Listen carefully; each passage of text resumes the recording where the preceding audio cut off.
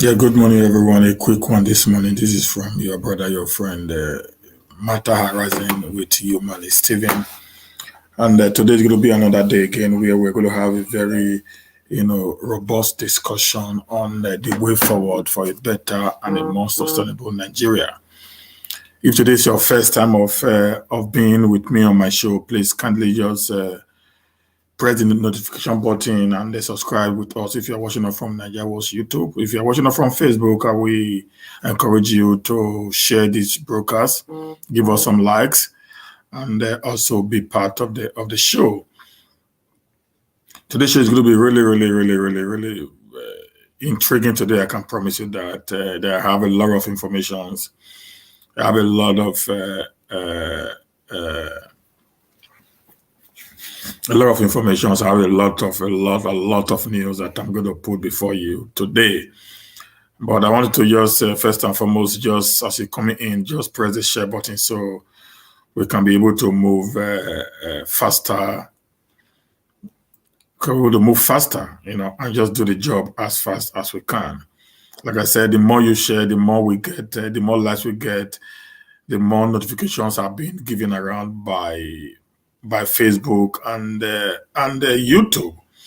So please share the broadcast from YouTube. Share if you are today's your first time of following us on YouTube.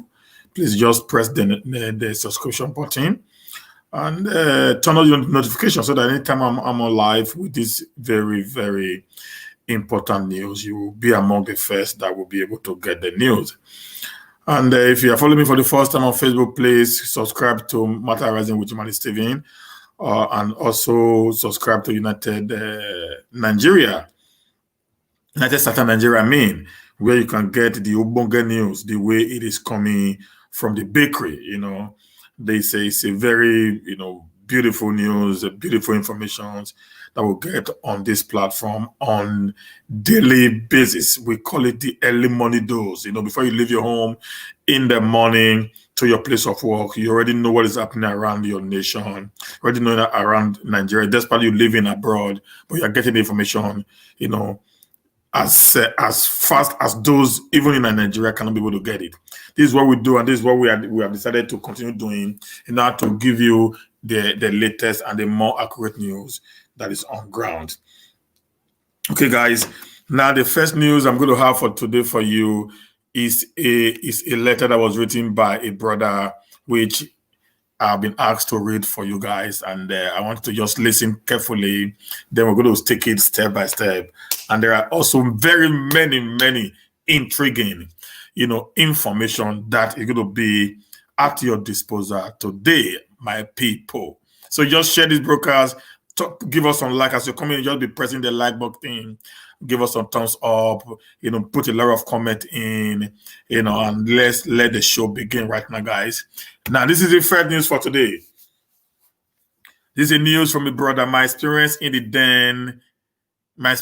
kidnapper den by one thank God Okuk.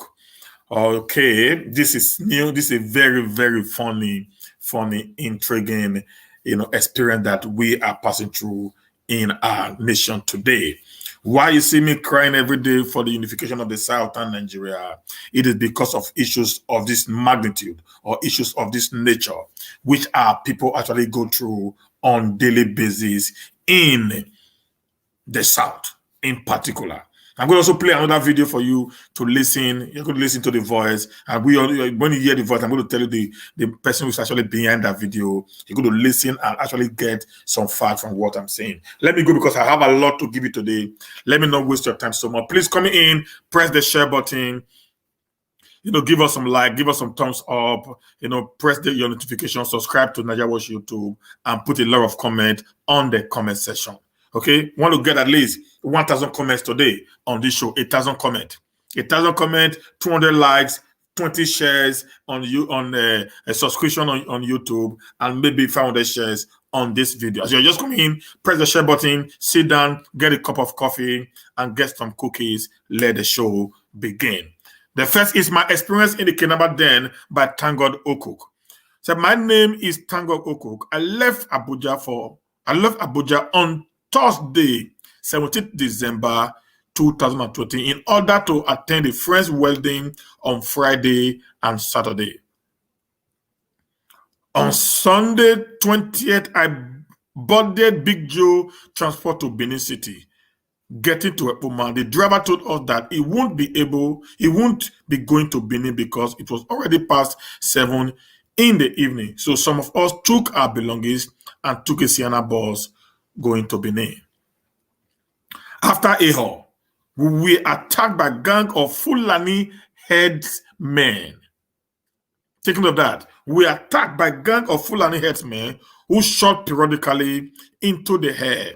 After taking all our money and phones from us, the leader of the team then asked us to march into the bush. It was at this time that I knew that it was not just robbery, but kidnapping. After a few minutes into the bush, the leader of the gang asked who was the driver of the vehicle. Immediately, the driver identified himself. He was given a thorough beating, then set free to go. In the process of marching us into the bush with gunshot, one of us, who is a pregnant woman, fell down and could not move anymore. While they were trying to revive her, one other man escaped into the bush. This made the kidnappers very angry. So they left the pregnant woman to die while we were marched into the forest. We trekked for 3 hours into the bush, crossed a river, and ascended into the hills, which was about 20 minutes to climb, and after which we descended into the ditch and then the thick forest.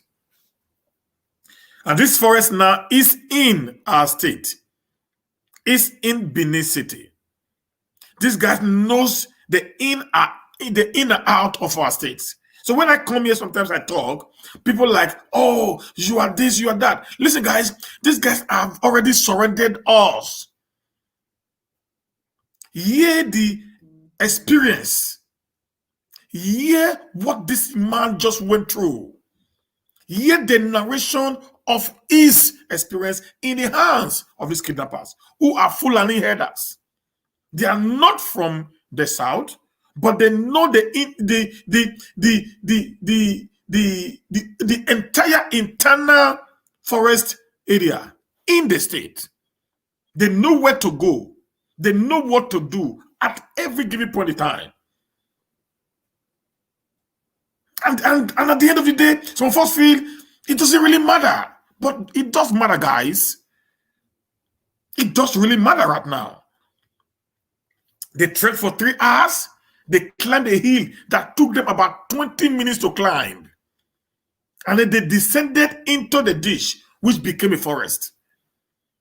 They've already planned it that it is next to impossible for them to be caught in our own soil. They have been able to map out these very deadly areas that when there is war, they know where to hide.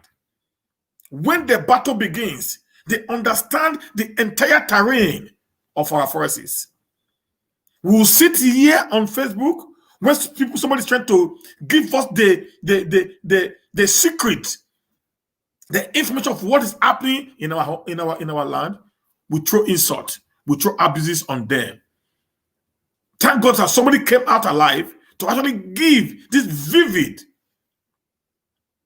dictate of what is happening.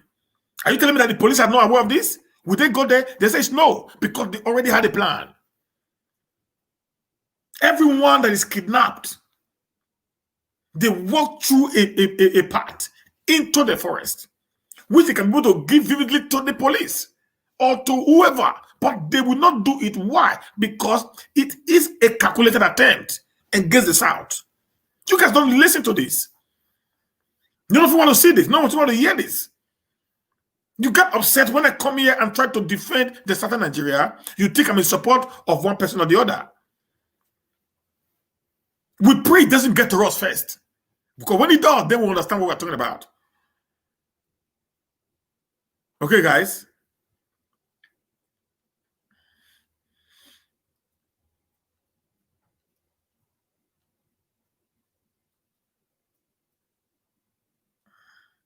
I observed that the kidnapper had a sign of communication and direction inside the forest. Hear this now. I observed that the kidnappers had a sign of communication and direction inside the forest. I discovered that some racks were tied to some trees in the forest with a sign. Once we approached the tree, they will point the torch to identify the point that the rag turned to. This happened to be the way, so we moved on and on, using same strategy to find a way. On another instance, once they heard any noise inside the forest, we'll be asked to stop while the headman make a sound like that of a headman to his cow. If there is a same response, it means that it is their colleagues. But if no response, they will start shooting into the bush before commanding us to move on. There were lots of dead bodies inside the forest with their hands tied to their backs. I repeat, there were lots of dead bodies inside the forest with their hands tied to their backs. A lot. We trekked for another 2 hours before getting to their camp, which is located inside the heart of the forest. On our Arewa, there were jubilation. The place was filled with dead bodies. The place was filled with dead bodies, guys. And then one of them came and started tying our hands to our backs. But they never spoke any word to us until the morning. On Monday morning, the leader of the gang, who was being referred to as Alhaji, came to us after he had made some calls to their boss, and they commanded that we've been beaten. We are beaten like animals without mercy. This is what we are experiencing in the South.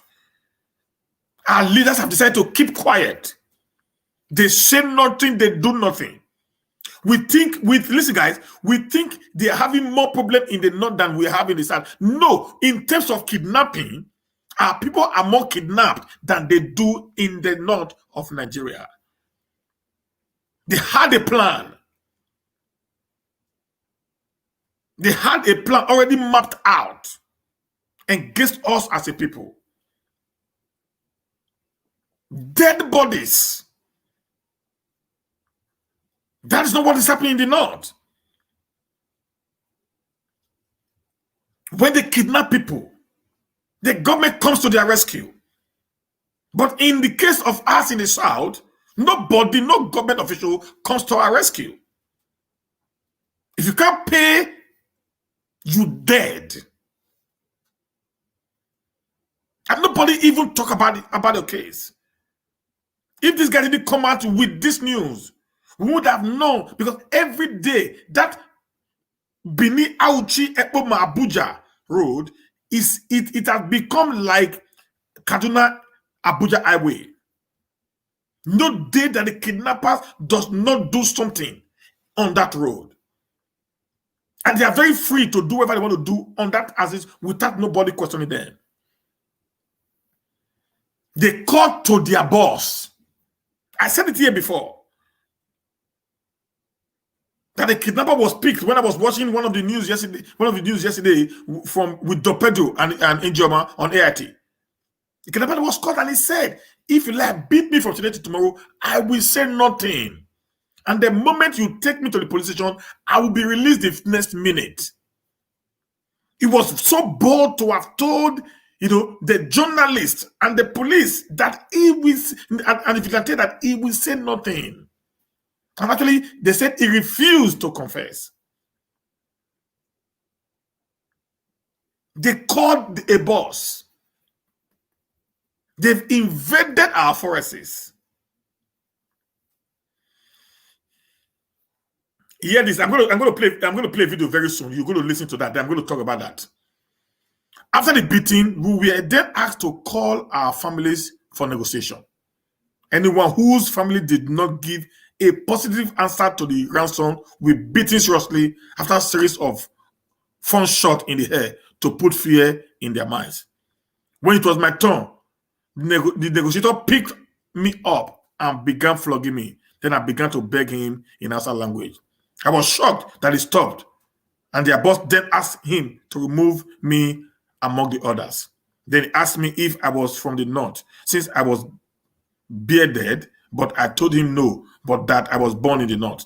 So because of this, the kidnapper loosed the veil that was tied to my eyes and asked me to sit in the ground while others lay on their stomach. I then called my elder brother.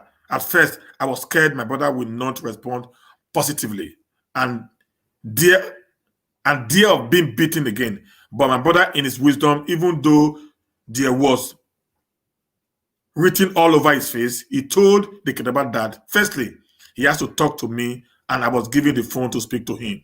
Then he told the negotiator that things are hard, but he was going to get them the money and that they should call him back by midday same day. This conversation made them happy, and I wasn't beaten anymore, but the others were seriously dealt with. After a series of negotiations with my brother, who was always giving them hope, finally the ransom amount was settled and yet to be paid. I was in the kidnapper den for 4 days without food nor water. Once in a day, the kidnapper fetched river water, then had tramadol inside a cup and gave us to drink, or else we would die of hunger. I pooed and urinated on my body. In the days that we spent there, the kidnappers kidnapped passengers twice daily. Twice daily, guys. Twice daily. Twice daily on the same spot. Twice daily on the same spot. And you tell me this is not a calculated attempt to mop up resources from the south in preparation for whatsoever they have in mind? Let us begin to fight ourselves here. Let us begin to argue like some school children who do not understand the handwriting on the wall. But it will dawn on many of us that the time we were using to fight ourselves in the south was enough for us to get prepared for the inevitable that's about to happen. Guys, just continue fighting. Continue blasting yourselves. It will shock you very soon. When they die, will be so cast that you see that it has become a reality. That what Humanist Stephen have been saying was the truth from the beginning.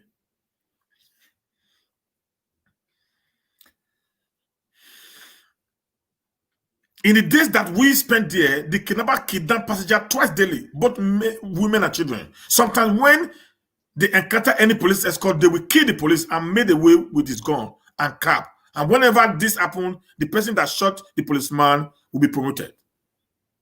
Among the 10 of the kidnappers, there is an Amon, 2 service guns. They have bags of bullets, different types of guns, including 2 SMG. Where did they get it from? Kidnappers. Guys, you don't know what we are heading into in the south. Listen, guys, I'm just praying.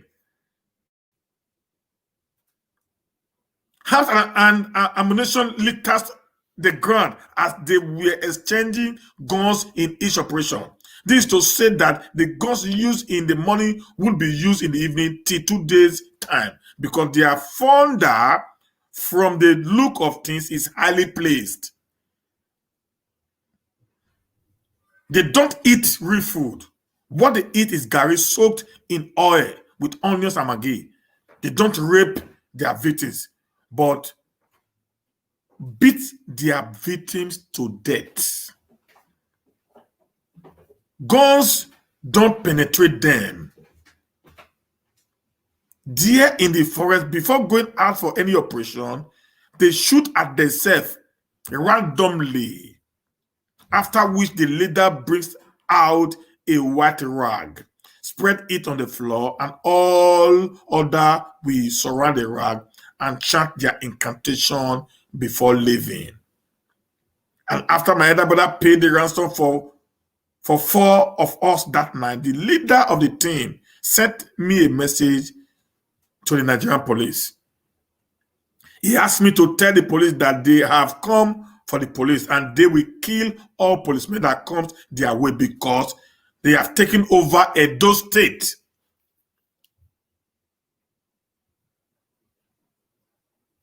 Hear this, guys. You should be here ranting. Just be on social media ranting.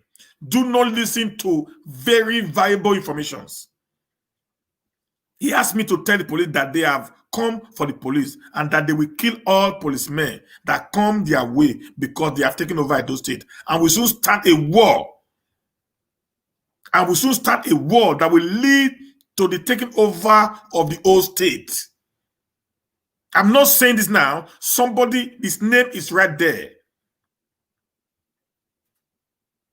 That will lead to the taking over of the whole state. I promised him I would personally deliver the message to the Commissioner of Police, Edo State. So 4 of them walked us into the bush until we got to a village. Then they told us to walk into the village and from there find our way since my brother was already waiting to receive us. Finally, it was freedom at last.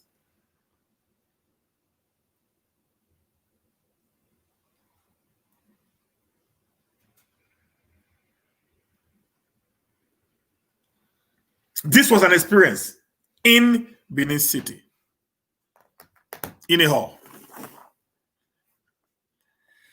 Benin Auchi, Ekpoma, Abuja Road. That place has become the continual den of robbers, where robbers continuously operate unabated. That is the nation where we live right now, guys. And anybody that thinks that some of us who just comes here and talk, we are just talking because we don't know what we are doing, it's going to get clearer and clearer by the day that we are actually the ones who is fighting for the people of the state and the entire South in general. It's happening in the East. It's happening in Edo State. Now it's happening in the West. Do you know why they are so much keen about Edo State? Because Edo State is the link between the West and the East. To having control of Edo State is automatically mean they've had control of nearly all the other part of the state. So it is time we start taking as a people and understand what we are doing. Let me also play another video for you right now. Just listen to the voice of this video. You understand more of what I'm saying. You can see them, Nigerian Jew soldiers searching for distance security camp. You can see them, they don't know that we mounted cameras. We are watching them. Share this video. Let it go viral. We are watching them. Jew, even with the helicopter. You can see. Share. You can see them coming in. You can see them. Nigerian Jew soldiers searching for distance security camp. You can see them. They don't know that we mounted cameras. We are watching them. Share this. Now, if you listen to that very voice just now, that is in the east of Nigeria. These people you saw there now, you see, you can hear the sound of helicopters, of armored tankers, of military vehicles going into the east to start the killings in the east. But they have never for one day, like the first story, that you know why I started with that guy's story, just for you to know where I'm going to. They have never for one day raided the forests in Edo State or any part of the South over the continuous kidnapping that is taking place on our highways. You heard this tango said they go out to kidnap people 2 times daily on the same spot. 2 times daily on the same spot. Twice daily on the same spot. They have not gone there with helicopters They are not gone there with armored cars. They are not gone there with battalions of soldiers to get rid of these people in the forest. Don't forget, the boy said, and they called their boss, which he thinks must be people of a very high-placed persons in the society, because of the kind of ammunitions, because of the kind of equipment that they have in the valley. How do they get an amount in the valley? How do they get an amount into the valley? How do they get all those SMGs into the valley?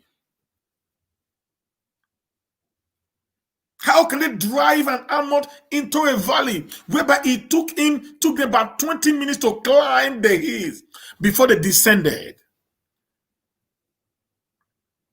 Is this not a calculated plan to invade the South? But this set of people, you guys will be here ranting, insulting, fighting over nothing. It's becoming glaring based on this guy said, and they told him to go and tell the police, we are coming after you. We are now in control of Edo State Forest.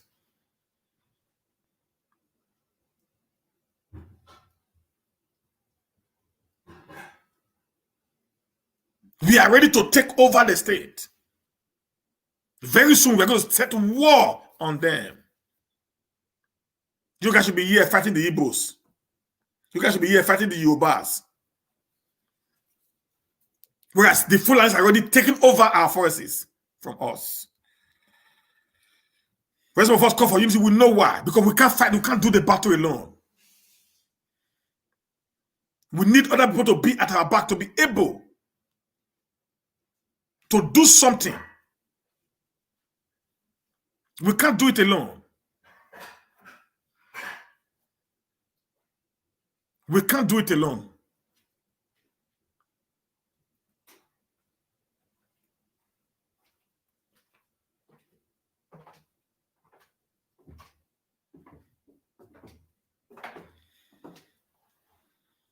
This is not about the government right now. It has gone, like I said, it has gone beyond the governors of states. The people who are behind these guys are well-placed people in the caliphate that the governors have no say right now. They can't do nothing. When the police is not in control of the governor of the state, the military are not under his command. What can they do? Absolutely nothing, guys. We must begin to tell ourselves the truth right now. We must begin to unite together in order for us to be able to redeem our image and the image of our people. Hear this. This guy, we all know this guy, this voice here. This is Pastor Dr. Paul Eneche. The guy who has one of the biggest church in Africa today, in Abuja. We all know Pastor Eneche. Hear this also, then before I continue.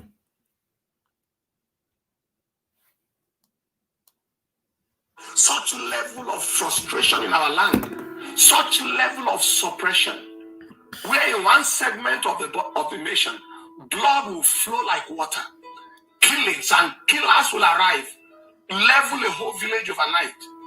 In some cases, they will own up that they are the ones who did it for the sake of whatever reasons they claim. Nobody is arrested, nobody is prosecuted, nothing happens, no consequence. In another part of the country, probably the southwest or south or southeast, some people come out for demonstration, and before you know it, people are leveled to the ground. People are arrested. All right? So there is one law for one part and one law for another part. That is the situation we have faced so far, the situation of injustice and inequality. Now you look at the situation with appointments and positionings, and it will appear to you as if intelligent people don't exist in no other part of the country apart from some parts of. See that now? Intelligent people don't exist in all the other part of the country. Listen, I'm going to play this audio all through, but I want to say something here right now. There is already a calculated plan. Guys, listen. If you have South, you must start thinking towards the way some of us are thinking right now. We get information that you don't get. Now, there are things that comes to us that we need to share with you guys to understand. This is already a calculated plan. I'm not talking now. Paul Eneche is talking. He's going to take you through this. You're going to understand where it's going to.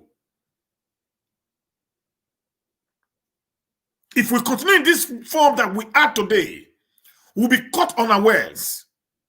Go ask the Central African Republic. Go ask Rwanda. Go ask Congo. Many of these nations within the Sahel, go ask them what they went through in the hands of these nomadic Fulanis. With the experience of this guy that will tell you the amount of beating. They beat people to death. They don't shoot them. They beat them to death.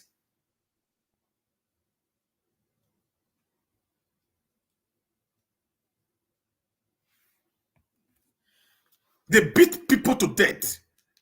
So it means these guys don't have human sympathy at all.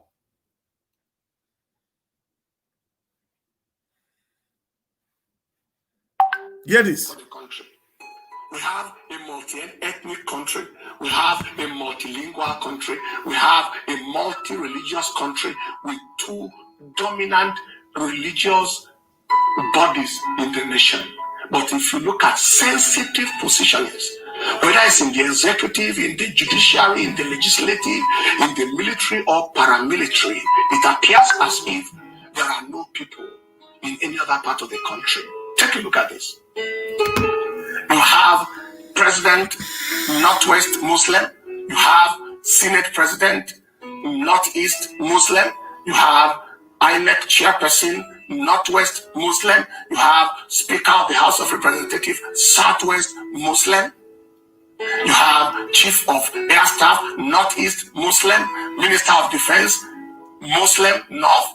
Chief of Army Staff, Northeast Muslim, Inspector General of Police, North Central Muslim, National Security Advisor, Northeast Muslim, Director, National Intelligence Agency, Muslim North, Director General, SSS, Northwest Muslim, Controller General of Immigration, Northwest Muslim, Controller General of Customs, North Muslim, Controller General of Civil Defense, Muslim North, Controller General of Nigerian Immigration Prison Service, Muslim North, Acting Chairman of EFCC, Northeast Muslim, Chief Justice of the Federation, Northeast Muslim, Code of Conduct Head, Muslim, Northeast, Managing Director, Post Authority, Northwest Muslim, Nimasa, North Muslim, NNPC Managing Director, Northeast Muslim, Minister of Education, Northeast Muslim, National Universities Commission, Northwest Muslim, JAMB, Southwest Muslim, and so on and so forth. We can keep on going on and on. Someone has said that the top 20 positionings in NNPC is occupied from the same region as well. What comes to mind is there is no intelligent person and no qualified person from any other part of the country. There is no intelligent Ishekiri person, no intelligent Ijo person, no intelligent Biron person. No, these are men that think. These are men that think. That think beyond wherever. No intelligent Igala person, no intelligent Ibira person, no intelligent Ibibio person, no intelligent Anan person, no intelligent Efik person, no intelligent Ishan person, no intelligent Bini person, no intelligent person from no other part of the country that can be in any of those sensitive positions, except people from one region and one religion. And people are meant to be forced to exist in peace under that kind of upside down, highly nepotistic, clanistic situation that is absolutely impossible. If it was a charm, it cleared. if it was a mentality bankruptcy, mentality is returned. It's impossible. There can be no peace in such level of inequality, in such level of brazen effrontery, are taking a whole nation for granted. Nations of the world did not experience one over 100 of what Nigerians have experienced and scattered in pieces. Soviet Union is nowhere to be found. Yugoslavia was one country that scattered and splintered into 8 countries out of one country. Czechoslovakia split into 2. They didn't see 1 over 100 of what we are seeing. Nations in the world that are wise enough, that are multi-ethnic, did their best. The United Kingdom, even though it's a nation, has ethnic groups that took care of the ethnic groups and gave regional autonomy to the Scottish, to the Irish, and the Welsh. Switzerland has 4 ethnic groups, and they make their presidencies sit to revolve around these 4 groups. What is the solution to the situation in our land today?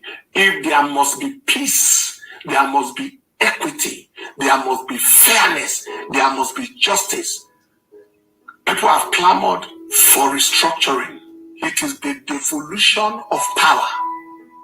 Otherwise, there may be the dissolution of union. It happened in other places. And we pray and trust God that it doesn't happen in our nation. It's not time to play the ostrich and hide the head under. What is not confronted cannot be conquered. The medicine will call something the debridement of wounds. You expose wounds in order to repair them. You clean them out in order to repair them. You make them bleed. Truth is what heals. And if truth is not spoken, healing doesn't happen. And it is time to tell the truth. People have been suppressed, subdued, subjugated, and treated, second-rated, as if they don't have sense and they don't have reasoning. And this nation is one of the most intelligent nations in the world. Our doctors, our professionals are the most intelligent around the nations of the world. Nigerians and Nigeria people have the highest rate of PhDs in America of any ethnic group, apart from maybe Americans themselves. And it is time for us to sit up and say these things must be corrected and do the right thing, and we do the right thing on time so that Jehovah can hear us and answer our prayers. As for every protest going on, 2 wrongs don't make a right. Protests are encouraged to be very peaceful, very calm. No destruction of lives, no destruction of properties in any form. Let life not flow because there is abnormality in the land. And we believe that the Lord will help us. God bless you. And I know you will not remain the same. Share this link with your friends and let every one of us join forces together with God Almighty and let our land be healed and be saved. In Jesus' name. Now, guys, so you hear that now. Why did I decide to play these 2 videos for you guys? One is they are already in the east preparing to launch an attack on the Eastern Security Network of the IPOB. Now, our brother here is coming out to say, our pastor here is saying, this way is not the right way. There is injustice in the land. And what is the reason of this injustice being created by these people? What is their reason? Why are they creating injustice in the land? Why? Because they have an agenda. Why do you think the entire military apparatus in Nigeria is being taken over by the northern Muslims? By the Fulanis? Why is it that in the Fulani in Nigeria is only 7 million people? 7 million of 206 million Nigerians. And they are scattered all around the federation. For you to know that most of these guys who are in our forces today are not actually the Nigeria-bred Fulanis. They are being imported Nasai El-Rufai said that.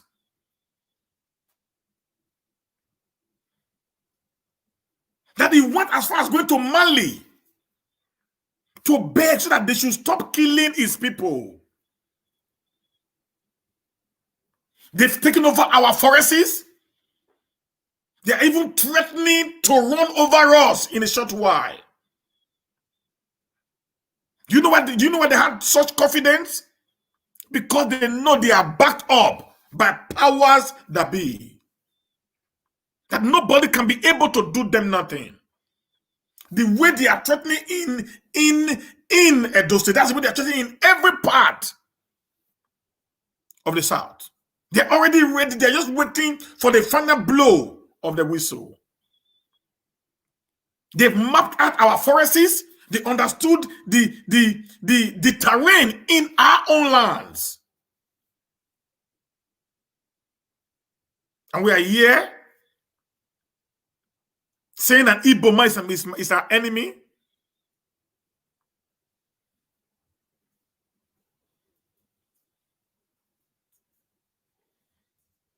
At least as of today, we've not experienced what we are experiencing from the Fulanis, from the Igbo nation or the Yoruba nation.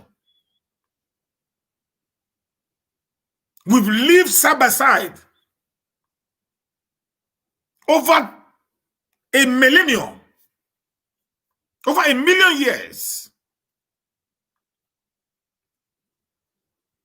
We've not been invaded before the coming of the colonial masters, or even after the coming of the colonial masters. We've never been invaded by these people.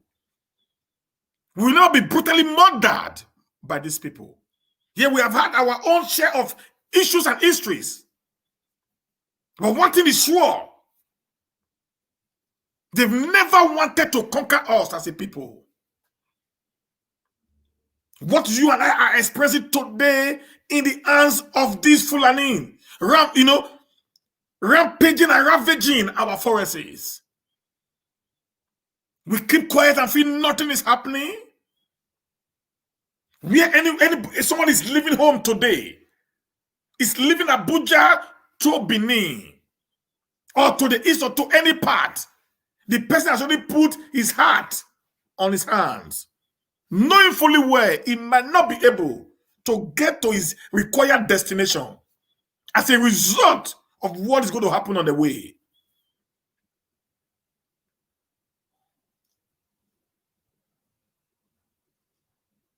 People go on the highway twice daily, operating on the highway. Sorry, guys, I'm not going to read the news today like that because I'm a little bit worried right now. With the 3 news I just put up before you today, with a video of them going to attack the people in the east, they are quick at taking decisions when it involves the south. Are you guys not seeing what some of us are seeing? When it involves the south, they take a very quick action. But when it involves the north, they negotiate with them. They beg them. But when the south is involved, they don't have anything to beg. They kill us. This is a governor with a head of a bandit.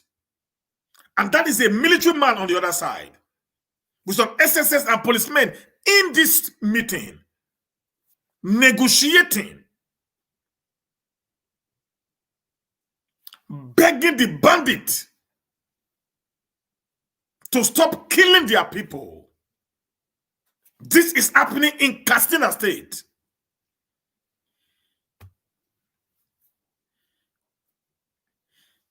I'm not supporting terrorism. No. I'm not supporting, lawbreakers. No. Because sometimes I'm a little bit worried why they don't take actions. Have you not heard of what is happening around Benin or a road? Have you not heard what is happening around that area? That it has become, where kidnappers just play. Why are the military men not on that spot? where they are actually operating. I think this is the fourth or the fifth guy who had come out to give testimonies of what is happening along the axis. Andrew Kubawa, the HOS of Edo State, was also kidnapped along that area at Oza in Odioma local government. The other day again, a vehicle was also, Big Joe Oboto was also,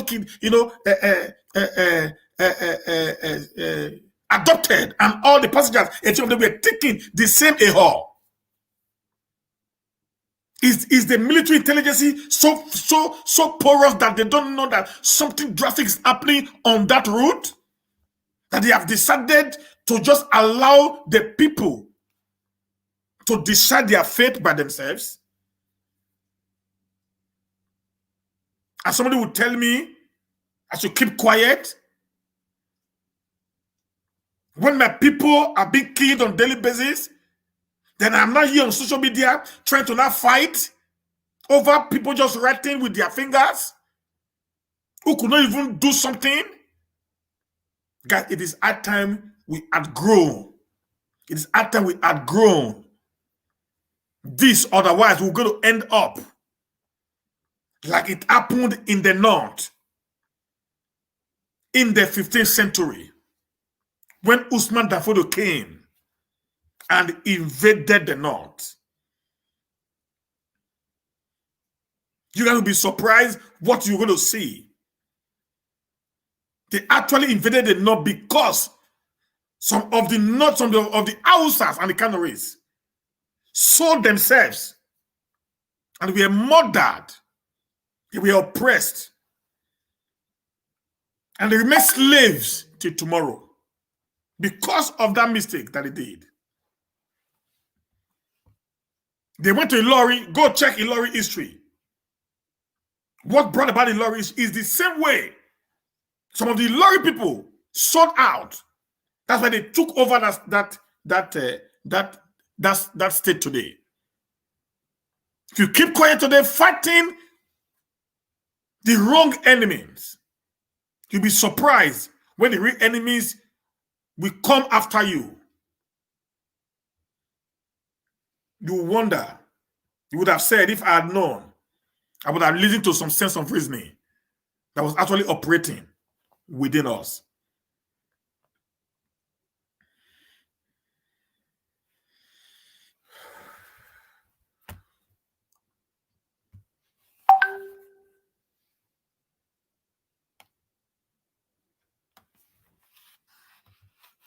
Okay, guys.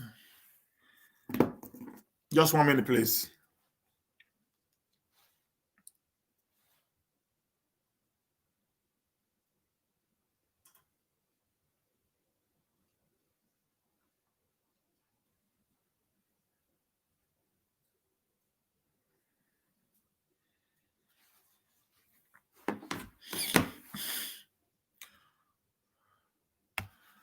Now, this is the first news for today.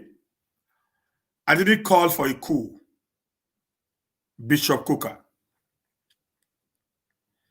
As reactions and counter reactions continue to trail his Christmas message, Bishop of Sokoto Catholic Diocese Matthew Hassan Kukah has denied calling for a coup.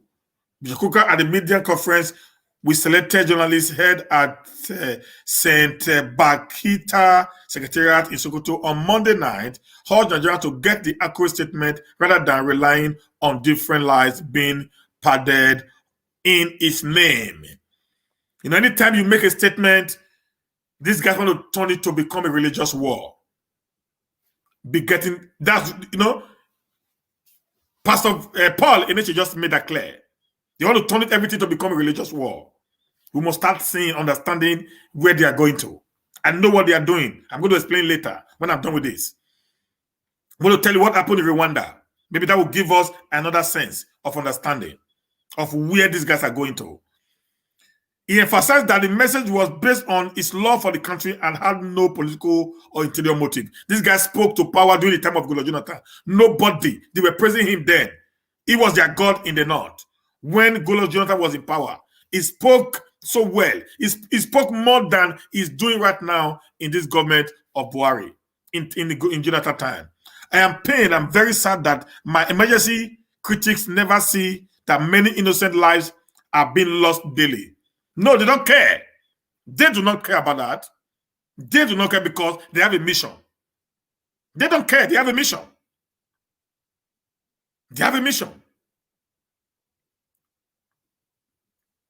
The loss of life in the last 10 years, even before this administration advent, called for concern. The reactions are a reflection of every citizen that make up Nigeria. It is sad that when you drop something in Nigeria, everybody goes back to their enclave and abandon the larger picture. I am someone who never take offense to what people say about me.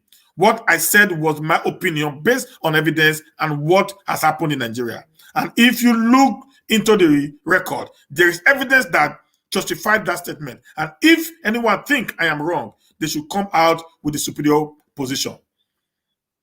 It is unfair for a journalist or news medium to report that I called for a coup while expressing my personal view about Nigeria, he noted.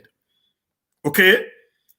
To those calling him to drop his priesthood sack socks and join the political fray, the outspoken cleric said if he was to join politics, he would have been during the late Aminu Kano and not now.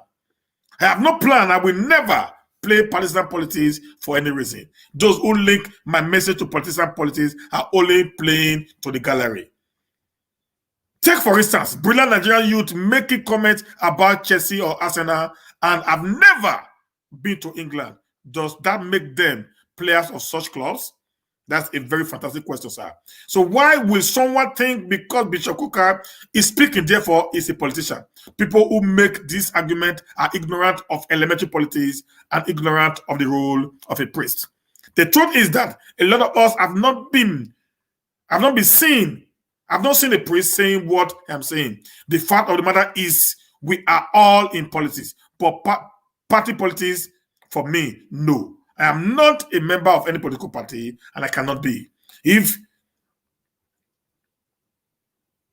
it comes to voting, I do my right. Whatever I said can please or displease anyone, but that is my own opinion and does not stop others from saying their own opinion. If you think my opinion is wrong, say yours. I have no problem with Muslim, Christians, or any other religion, but what I don't like is when someone is using a religion issue to play politics. It is wrong. End of quote. Yeah, guys, let me tell you something. Why they're always attacking when it comes to this. When a Christian speaks, they attack.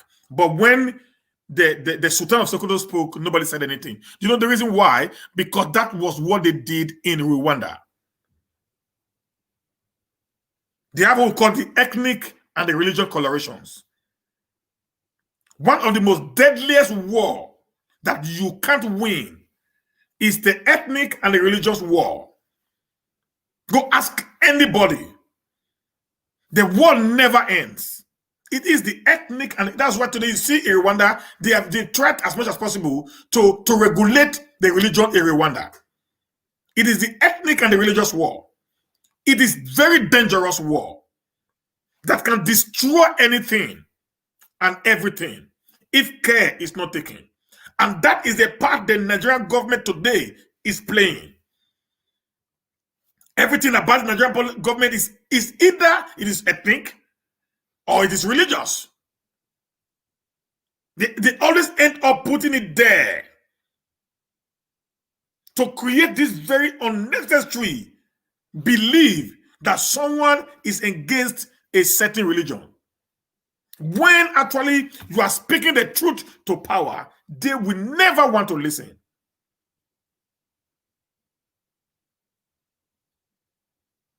They will never want to listen. And at the end of the day, they are giving undue advantage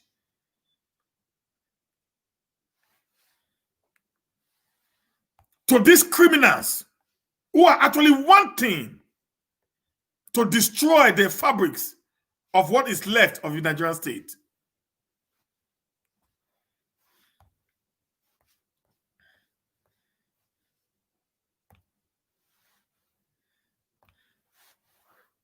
We must continue to speak to them.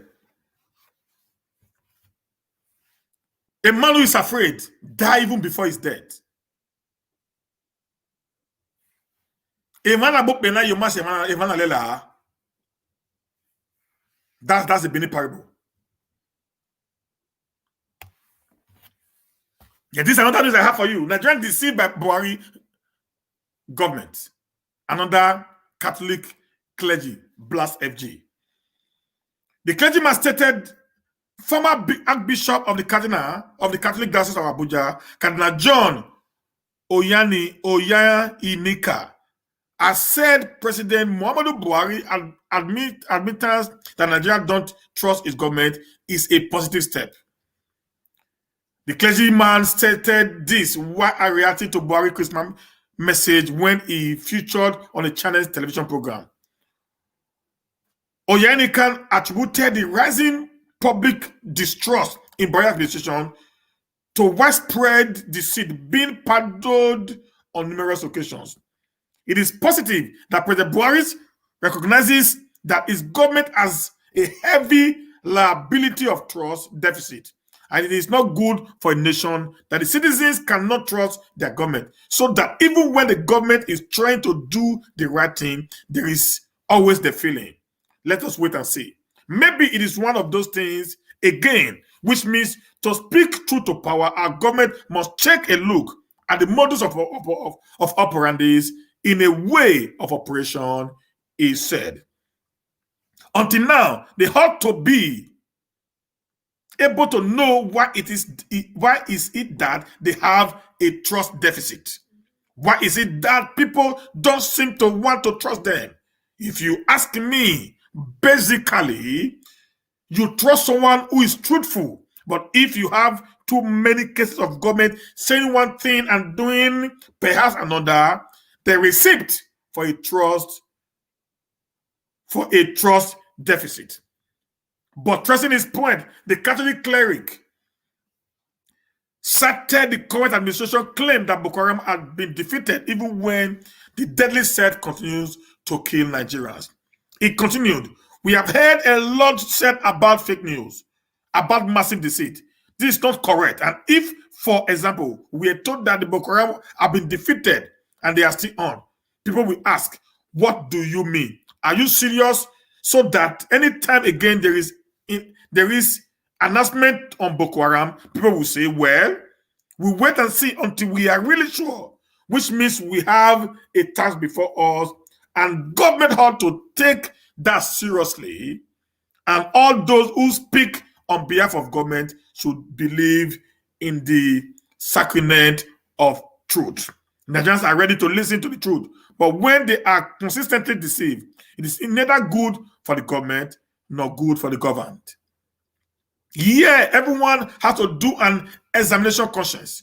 I throw the ball, therefore, back at not only President Muhammadu Buhari himself, but all those who are with him running the affair of this nation. We will be really happy to have a government to trust. Onayeka said meaningful development has been elusive in the country because the leaders have refused to demonstrate the needed political will to engineer change. He called on Buhari to address the widespread insecurity in the country, adding that people can only trust their leaders when they are matching words with actions. Okay, guys. There is deceit everywhere.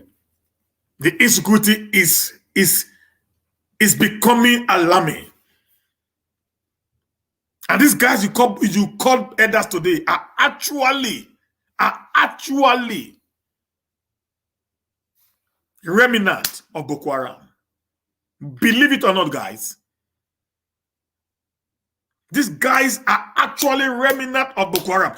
Do not forget, Aisha Yusufu tweeted, and I did talk about that tweet, that if the Shah keeps quiet and do nothing, say nothing, that when Boko Haram would have been done with the North, they will move over to the South.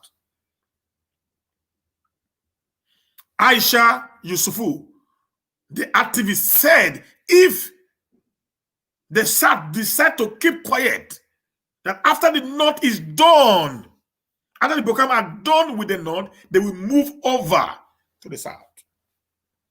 This is an evidence right now from Mr. Tangod, who experienced a very awful situation in the hands of these kidnappers, who sent him a message to the Commissioner of Police of Edo State that they have come to take over the state. That's what is happening all over the entire southern Nigeria today. Our people are drinking and partying. We are fighting ourselves on the social media space, where we are supposed to unite together as the southern part of the nation and defend our territory, our ancestral lands from these invaders from Futajelon. But rather we keep quiet. We fold our hands, do nothing, say nothing.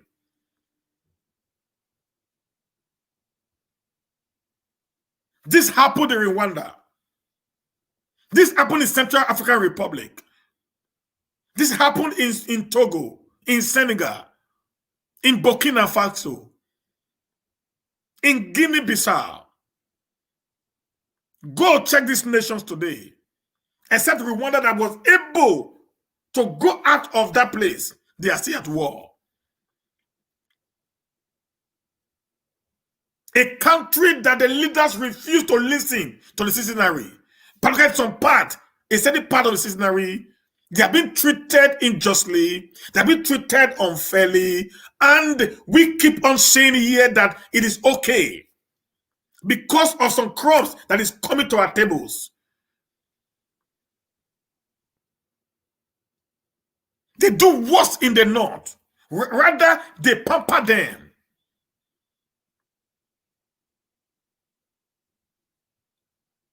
A governor went to negotiate with bandits. People that are, a man that is known to be killing his own people. They went to negotiate with bandits. Imagine the kind of ammunition that this guy gave mention of that is in just a part of Benin. Of Edo State, I mean. Just a part. Imagine the analysis of the ammunition that is there, that the ammunition they use today, they will not use it again until 2 days' time. That will tell you the amount of arms and ammunition that is in the disposal of these people. In one part of the forest where they occupy. So you not think, what would that happen in the entire south of the Federation? How many arms and ammunitions that are in the hands of these people?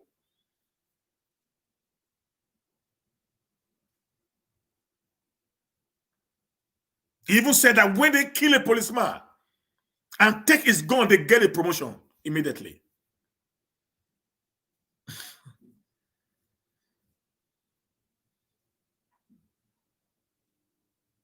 We have not killed one now in the east, but they are already invaded with helicopters, with armored tanks.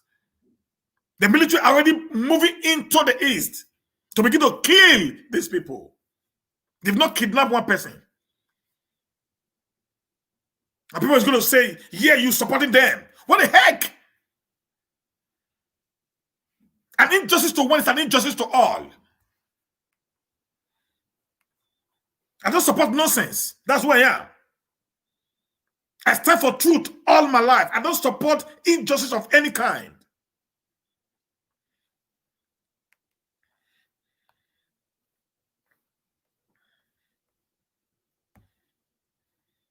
If the Nigerian government have this so much, swiftness in action, why have they not done that to the rampaging Fulani herders?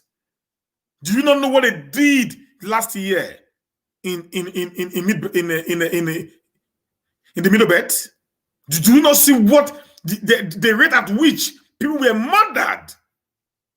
Villages were ransacked, killed, and cows were eating the dead bodies of people. Did they send down helicopters? Did they send down helicopters into those places? Is there any one guy that was arrested in the incident that happened in the Middle Belt till today from the Fulani, the elders camp? Even when Meitiela, the political, economic, social group that controls the Meitiela, the elders, admitted they committed a crime. Was anything done to these guys?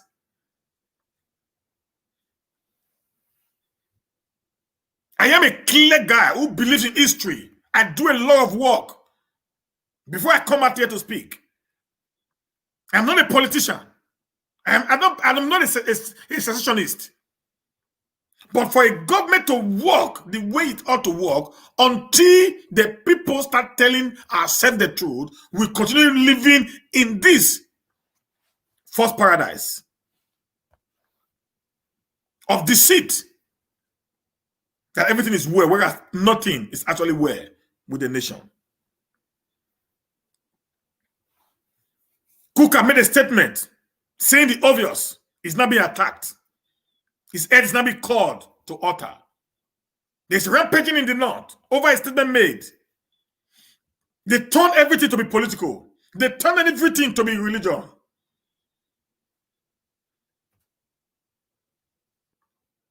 They rape our people in the south. They kill our women. They murder our brothers. They kidnap our people. You heard what he said? He said, when they are going into the bush, what do they do? When they see that there's a movement, they ask them to stop and they make a sound like a cow. And if the other guy replied, they know is their person. If the other guy refused to reply, they start shooting into the bush. That shows that those people you call elders are not actually cattle elders. They are discussing in that form just to create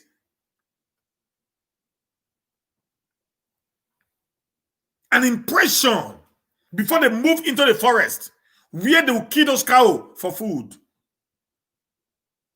and then descend on the people. That's what they do. That's how they get into the forest. They came as if they are coming to wreck cattle.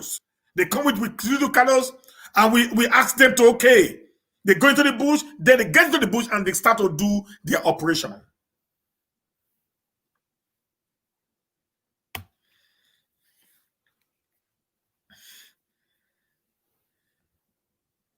Leave the Kukah in Sokoto. In Sokoto, fight bandits in your shokoto.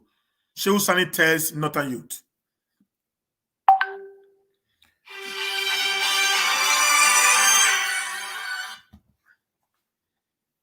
Shehu Sani, former Kaduna Central Senator, has called on youth in the north to fight bandits and leave Bishop of Sokoto Diocese, Catholic Diocese, Matthew Kukah alone.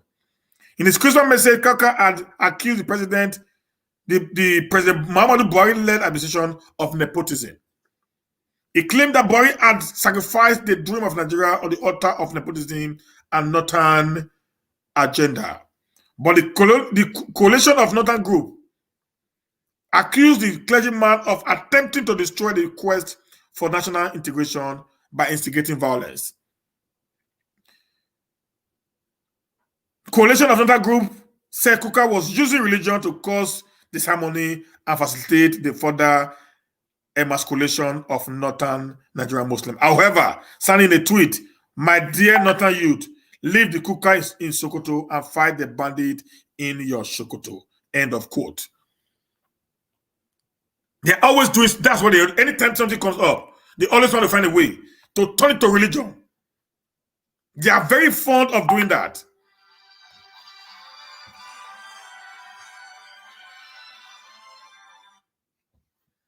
They are fond of doing that. Okay? They are fond of doing that.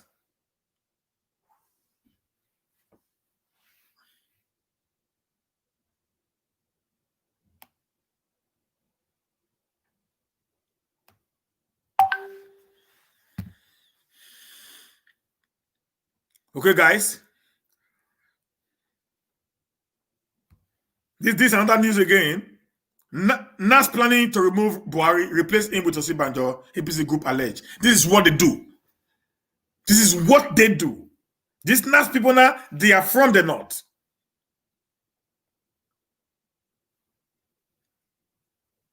A group said it has uncovered plot by the members of the NAS to remove President Muhammadu Buhari. It, however, said it will deploy all political instruments at its disposal to prevent what could plunge the country into crisis. The group also called for the immediate resignation of the Senate President Ahmed Lawa. Members of the Nigerian National Assembly are reportedly planning to impeach President Muhammadu Buhari, a group alleged. Speaking through a statement on Monday, December 28, the group called All Progressive Congress Supporters Network described the plot as unacceptable, distasteful, offensive, and condemnable. It also called for the removal of the Senate President Lai Mohammed, who doubled as the chairman of the National Assembly. The group alleged that they are plot to remove President Muhammadu Buhari by NAS and replace him with his VP, Yemi Osibanjo. The group, which spoke through its spokesperson Alhaji Bala Abubakar, I told you, they are not NAS, also vowed that it shall deploy the instrument at its disposal to closely monitor the political engagement of the Senate President. It also recalled on all Progressive Congress members of the APC in the NAS and others to be vigilant in order to foil the attempt and should not be allowed to generate political crisis in Nigeria.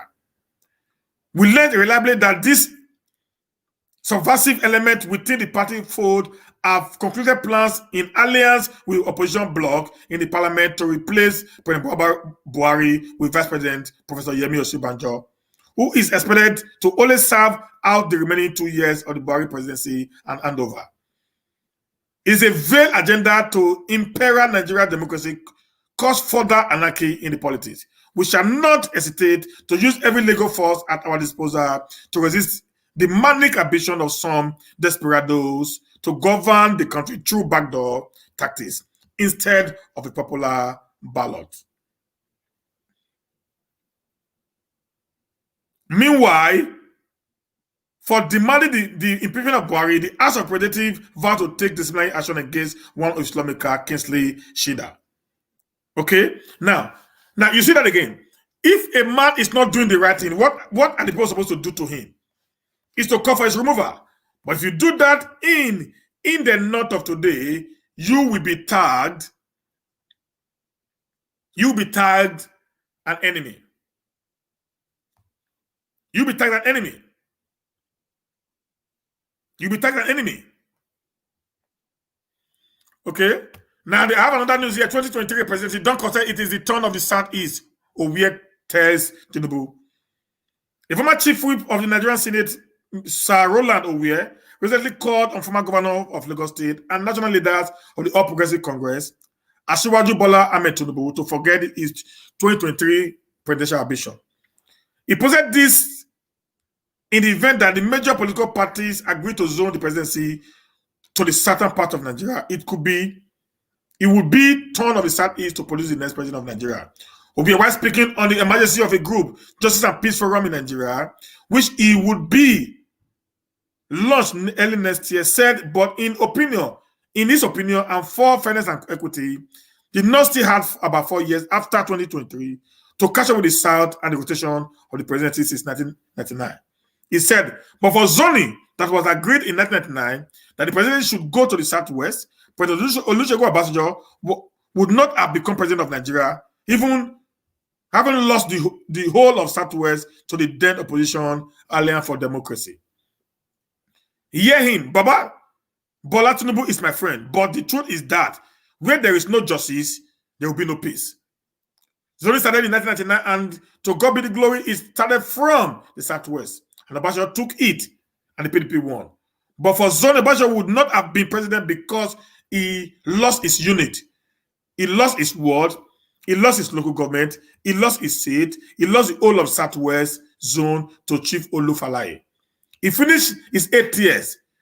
The team moved to the north, Yaradua Picket, but did it about 2 years and a half.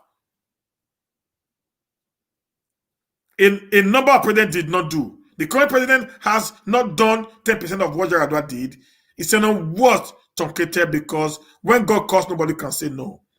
President Jonathan finished his tenure and then took another 4 years. But as I'm talking to you, the southern part of Nigeria are taking 14 years plus. So when Buhari finished his regime in 2023, even though it is a turned regime, the north still has 4 years. If Tinubu knows that Nigerian has peace with zoning, if he knows that do unto others as you want them to do unto you, he should not think of presidency, because if we all agree by 2020 that presidency should come to the south, it is not to the southwest, it is to the south. It's not to the south, it is to the southeast. If all the major political parties agree that it should come to the southwest is out of it. They have completed their 8 years. There is a Benin parable that says the mouth does not stop the owner from talking with it. Maybe part of the money he has, he wants to waste it, let the people collect it. But if the party and Nigeria agrees that president should come to the south, it's not to the south, it's not to the turn of the southwest at all. It is the southeast for now. I am saying that as a Catholic, it's not fair to lie. It is fair to be just, he concluded. That is from Rolando Weir, one-time majority whip in the Senate, and he is just saying it the way it is. The next news I have here today is why I survived Dimka's 1976 coup. I did a show on this, and after that show, Obasanjo is coming out because people watch this show. They watch this show. I did a show and I said, Obasanjo and coup would have been killed if possible, if you remember the show a few days ago, and we got this today. I'm going to go through this for you to know that they are actually following us, bit by bit. A former Nigerian President, Chief Olusegun Obasanjo, on Sunday narrated how he survived the February 1976 military coup d'etat involving Lieutenant Colonel Buba Dimka. Obasanjo said it was General Olu Bayo retired that indirectly saved him from being killed in the coup, according to the Punch. The former head of state gave the revelation at the celebration of the 80th birthday of General Bayo head in Ibotoka, Akitipupa local government area of Ondo State. It described Bayo, a former command and staff of College Jaji, as a respectful and a cultured man. During the ceremony, the former president told the audience a story of how he was indirectly saved from being killed during the coup. Bayo said, I want to say something about Olu. Either he knew it or not, or he didn't know. When Dimka coup came, if Olu had not been what he is, I would have gone with the coup. Olu is very respectful. He's very conscious of our culture. He had a child, a boy, and wanted to name him after me. He had to call me early in the morning. That morning, Dimka struck. After Olu, and because Olu said he was coming, I had to wait a little bit. I waited beyond the time. I would have gone out. Olu then came. He made a request, and I granted the request. So I was a little bit late in going on the route that I normally took to work. And Renu Muje went ahead of me, and he thought it was me, and they shot his car. They shot his car. Amutala was shot. Indirectly, that is how Olu Bayo saved my life. Describing Bayo as a performing soldier, Obasanjo revealed that Bayo performed very well when he trusted him to go and lead the 11th Battalion during the Civil War. Obasanjo is one of the problems of Nigeria. Leave it or believe it, he has created so much problem for this nation than any other person had done in the past. I'm not actually missing words here. I'm just being frank with the reality of things. Okay. So, guys, I'm going to end here today because I'm a little bit tired right now. I want to say a very big thank you to every one of you. I want us to know the only way we can be able to stop the ravaging, murderers in the South is when we decide to work in unity, to speak in one voice. They are in our forests. They are already operating in every part of our forest. Yesterday, or the day before yesterday, my manager went to some area where I normally farm. Is along Labina Uchi Road. Okay.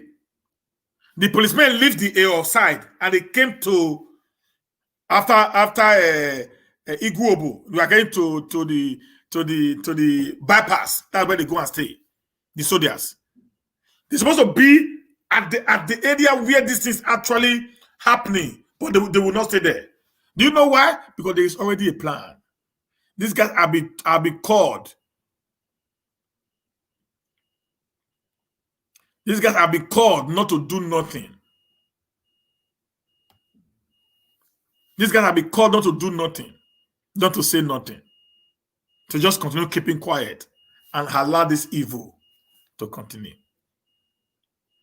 When the entire military apparatus, whether paramilitary or thereabout, is controlled by the North, the Muslim North.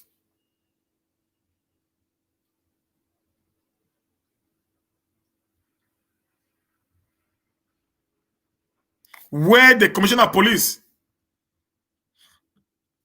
are controlled by the North, the Muslim North. Check all the states of the Federation. You have them everywhere. If you're a commissioner of police, they either make you to stay in the office or they give you one job that would not require you to be a leader of a state. They had a plan. They had an agenda. These guys you see, you call Boko Haram today, they are everywhere in the South. In a disguise of headers. Many people have said this. Many people who have gone into their den and came out will tell you these guys are not just ordinary headers. You saw what the man said. So when they said bullet doesn't get into them, bullet does not penetrate these people.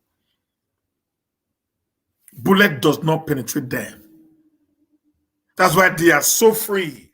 They are so comfortable when they operate. They operate for hours on the highway without no one coming after them.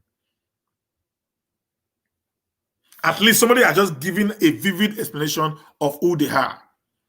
If, for example, the government is actually ready to wipe them out, why can't they just go and spray these people? They won't. Do you know why?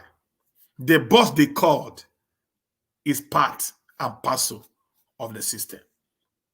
It's a very high-placed guy who understood what is happening, who takes advantage of the disunity, the dysfunctioning South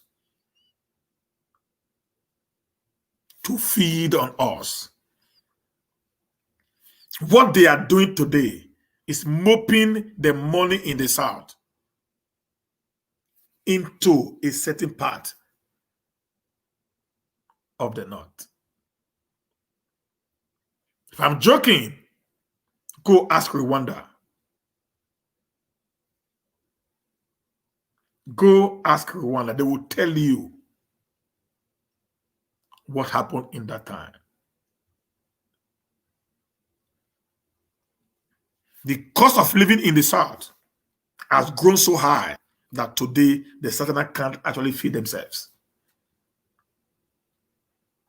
Even despite there is war in the North, food are still more cheaper in a war zone than in the part of the nation where there is no war.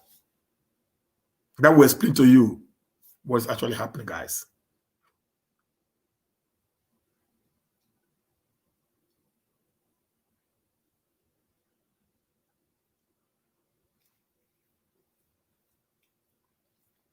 They've scared our mothers from the farm. They scared our fathers. They don't only just go to the road. They've made sure that our hunters have been scared from hunting. Our mothers have been scared from going to the farm anymore. Our villages have been taken over by these people. They've already surrounded our villages, leaving our people at the center, at their mercies. So, it's just what happened in the Bible days when the children of Samaritan were locked up by the Syrian army. That's what we are experiencing right now. People began to eat their children for meals.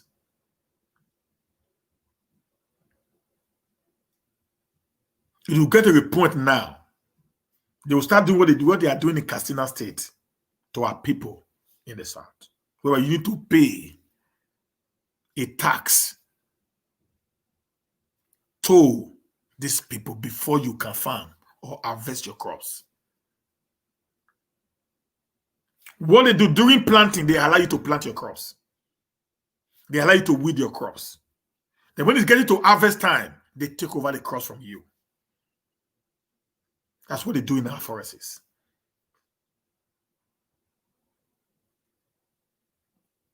Our community leaders are quiet. Because most of our elders, the Enoges, the Odionweres, actually sold out to these people when they came. They gave our Odionweres money. They took their money because of greed of the people. They took their money. They left the people to wallow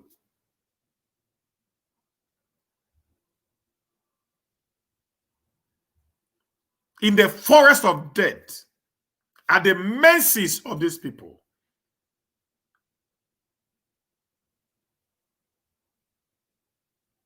This is how it happened in the 15th century with Usman Danfodio. When he came to the north, he came like a farmer. I mean, like a trader. They gave him a portion to dwell. He pretended to be a very nice guy. Then the Hausas then began to fight against themselves. Just like what is happening in the south today. He took advantage of it and began to introduce the Islam to them. It is only religion that is not corrupt. He gave them the face of Islam. And many of the people bought the idea. Go read history. They accepted the idea because they saw it to be really, really good. And I said, the only way we can be able to bring normalcy to this nation is to overthrow every kingdom and make it an Islamic kingdom, because Islam does not give room for oppression, for corruption, for nepotism, for favoritism, or whatever.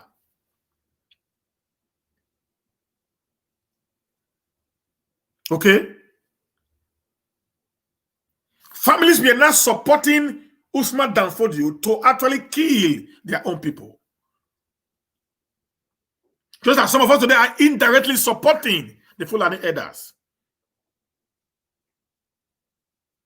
to kill our people, knowingly and unknowingly. Breaking this bond of unity is an indirect support. You are making your people vulnerable for an attack.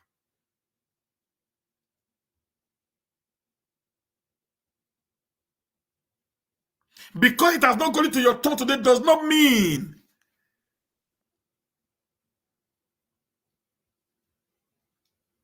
you are safe from the hands of these people who had an intention. When Usman Danfodio killed the people, overthrow the kingdoms, he began to put in his children to rule over those kingdoms. He succeeded, then after a while, then when he has not succeeded in creating an army for himself from the people he brought from Futajelo, he now decided to go after the entire northern region. It was not a decision of the sword or the new religion on ground. That is how he was not able to capture and conquered the northern region today. He now had to, institute his own caliphate, Sheikh Usman Danfodio, in Sokoto State, where it is till tomorrow. What you are experiencing in the South today is going to be a repetition of the same event if we do not take this seriously.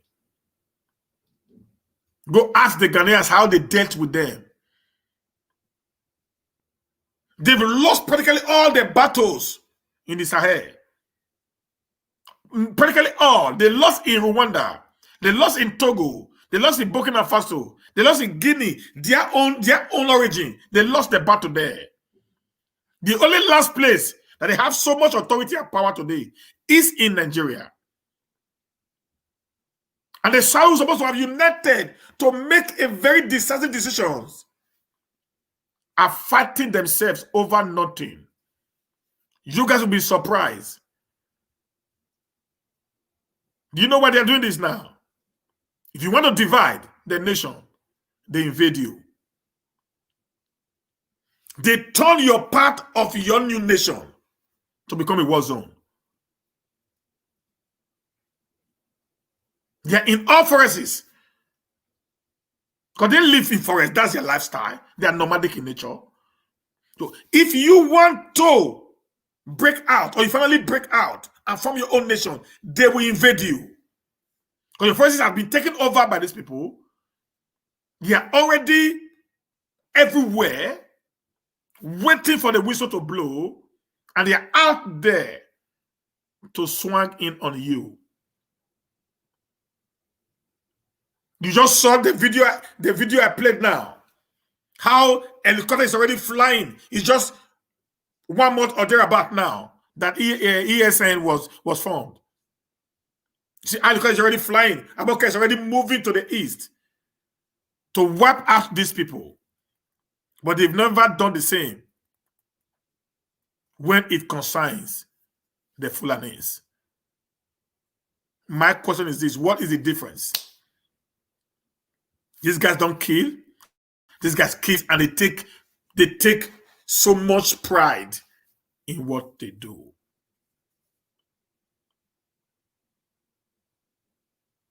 They kidnapped 600 students. They paid them ransoms. They kidnapped another 80 Islamic student. They paid them ransoms. They kidnapped in the south. They paid them ransoms. Police are aware. Even government officials have even been kidnapped. Some have even been killed. I think there was a local government chairman that was killed along that same road. Did that local government chairman? I don't know. That was killed along that same road.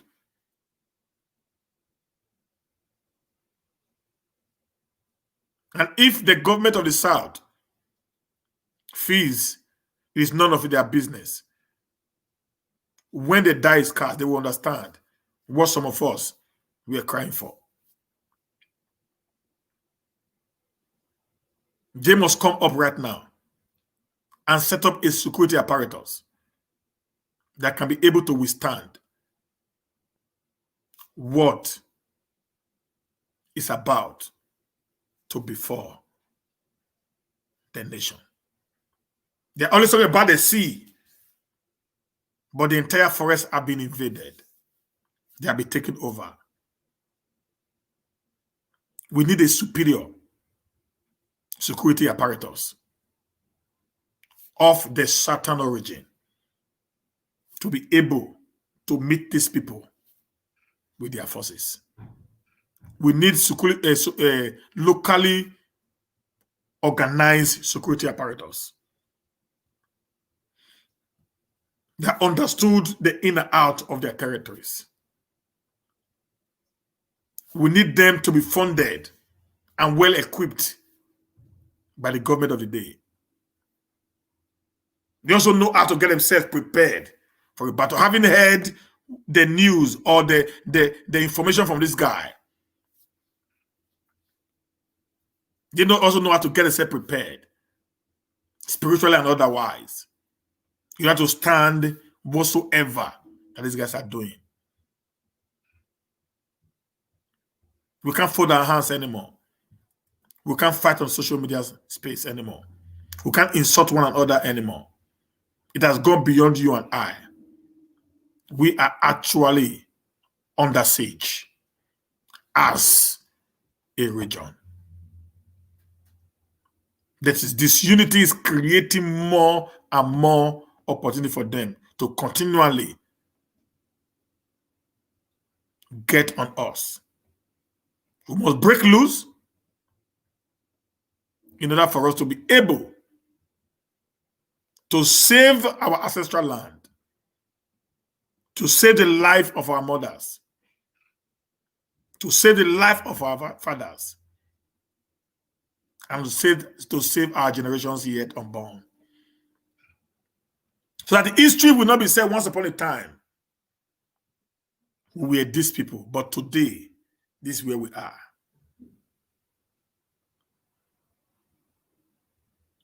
The news I heard today from this young man, thank God, is enough for any sane person to start having a rethink on what we are expecting as a nation. The video or the voice you just heard from Pastor Paul Eneche is enough to tell you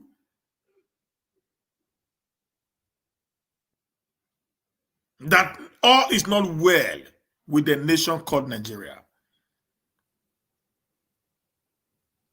I'm not asking people to take up arms against the government illegally, but I'm asking the government of the South to pass a law to give their citizens,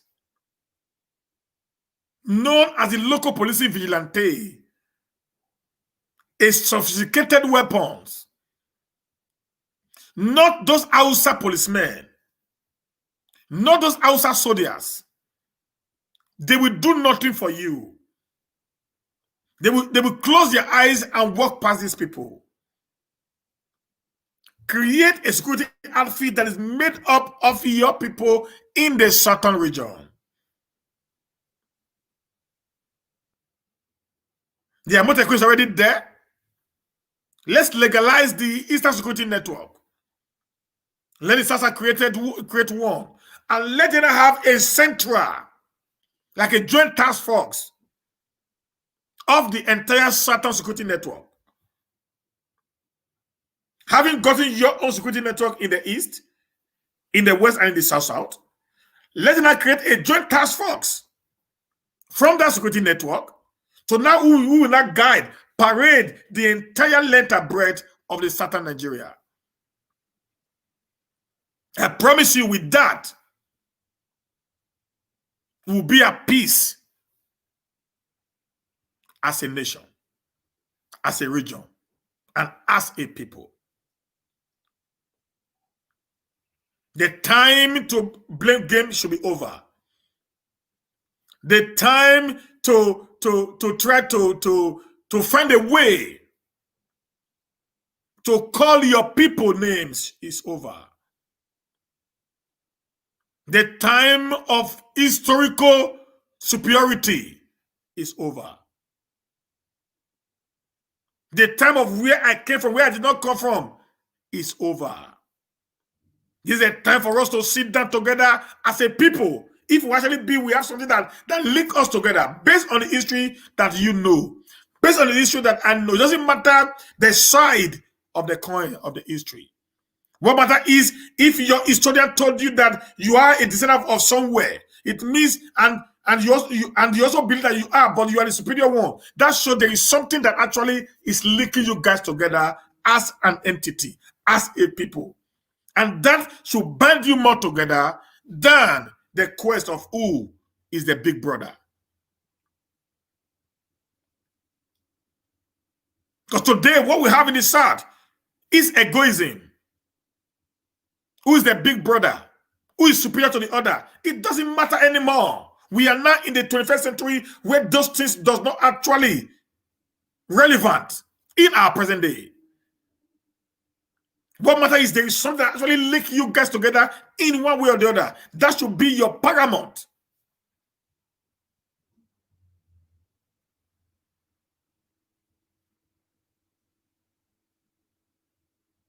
You should take that thing that links you together should be what should be the force that should be pushing us together, not that thing that will divide us. Because what is dividing us today is just egoism.